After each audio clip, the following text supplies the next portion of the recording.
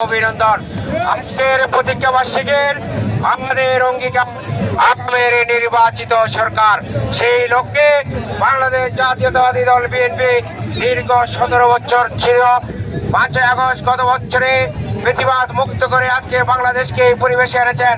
যতদিন বাংলাদেশের মানুষের ভোটাধিকার পুনঃনিশ্চিত করে গণতন্ত্র ফিরিয়ে দিয়ে বাংলাদেশের বাংলাদেশের মানুষের কাছে ফেরত যাচ্ছে, ততক্ষণ পর্যন্ত তারেক রহমানের কর্মীরা রাজপথে থাকবে ইনশাল্লাহ। ফেব্রুয়ারিতে যে জাতীয় সংসদ নির্বাচন অনুষ্ঠিত হতে যাচ্ছে, সেই নির্বাচনে ধানের শীষের পক্ষে, তারেক রহমানের পক্ষে প্রত্যেকের ঘরে ঘরে গিয়ে আপনারা জনগণকে বুঝাবেন তারেক রহমানের নেতৃত্বে যেন আগামীতে সামনের বৈষম্যহীন মানবিক আধুনিক বাংলাদেশ বিনির্মাণের পক্ষে জাতীয়তাবাদী দল বিএনপির প্রতীক ধানের শীষকে তারা সমর্থন করেন।